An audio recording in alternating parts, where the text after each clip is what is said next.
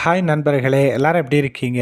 நம்முடைய பள்ளி கல்வித்துறை சார்பாக பள்ளி மேலாண்மை குழு உறுப்பினர்களுடைய இந்த பதவி காலத்தை நீட்டித்து ஒரு உத்தரவு சமீபத்தில் பள்ளி கல்வித்துறையால் வெளியிடப்பட்டுள்ளது. அது என்ன உத்தரவு, எப்படிப்பட்ட உத்தரவு, எதற்காக இந்த நீட்டிப்பு அப்படிங்கிற செய்திகளை நம்ம பார்க்குறதுக்கு முன்னாடி நம்முடைய சேனலை சப்ஸ்கிரைப் பண்ணுங்கள், உங்களுடைய ஆதரவை தாருங்கள். அதாவது பள்ளி மேலாண்மை குழு உறுப்பினர்களுடைய பதவி காலத்தை நீட்டித்து பள்ளி கல்வித்துறையுடைய செயலாளர் குமரகுருபன் அவர்கள் ஒரு உத்தரவை பிறப்பித்துள்ளார்.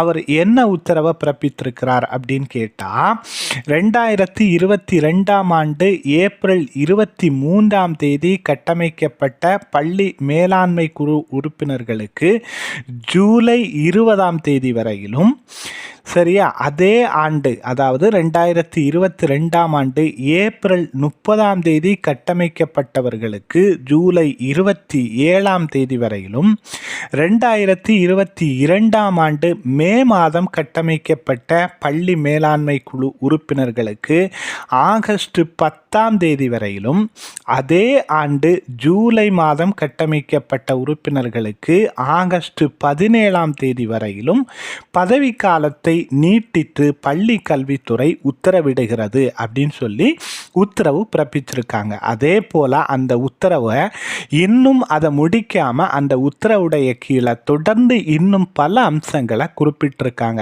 என்ன சொல்லியிருக்காங்க அப்படின்னா, 2024-26 ஆண்டிற்கான பள்ளி மேலாண்மை குழு மறுகட்டமைப்பு செய்வதற்காக புதிய உறுப்பினர்களை ஜூலை மற்றும் ஆகஸ்ட் மாதத்திற்குள் நியமிக்கப்பட வேண்டும். சரியா? ஸோ அடுத்த உறுப்பினர்களை ஜூலை அல்லது வரக்கூடிய 24-26 ஆண்டிற்கான பள்ளி உறுப்பினர்களை ஜூலை அல்லது ஆகஸ்ட் மாதத்திற்குள் நியமிக்க வேண்டும். இந்த மறுகட்டமைப்பு பணிகளை மேற்கொள்ள தமிழ்நாடு மாதிரி பள்ளி உறுப்பினர்கள் செயலர்கள் நடவடிக்கை எடுக்கவும் இதில் அறிவுறுத்தப்பட்டுள்ளது. சரியா?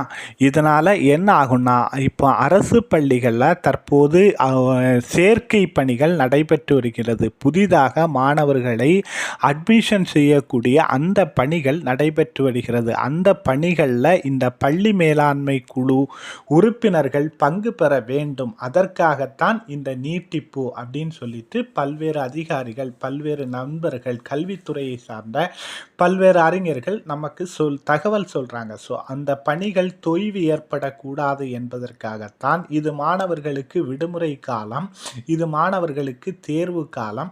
அதே நேரத்தில் பள்ளி கல்வித்துறையுடைய புதிய அட்மிஷன் பணியும் சேர்ந்து நடப்பதால் இந்த பள்ளி மேலாண்மை குழு நண்பர்களையும் பள்ளி மேலாண்மை குழுவை சார்ந்த உறுப்பினர்களையும் இணைத்து தான் இந்த அட்மிஷன் பணியை மேற்கொள்ள வேண்டும் அப்படின்னு சொல்கிற கட்டாயம் இருக்கிறதுனால இந்த நீட்டிப்பு, இந்த கால நீட்டிப்பு வழங்கப்படுகிறது. அடுத்த கல்வியாண்டு தொடங்குவதற்குள் ஜூன் அல்லது ஜூலை ஆகஸ்ட் மாதத்திற்குள் புதிய மேலாண்மை குழுவை கட்டமைக்க வேண்டும் என்று சொல்லி அரசு தெளிவாக உத்தரவு பிறப்பித்துள்ளது. ஆகவே இதை நம்முடைய சேனல் நண்பர்களுக்காக நாம் கொண்டு வந்து சேர்த்திருக்கிறோம்.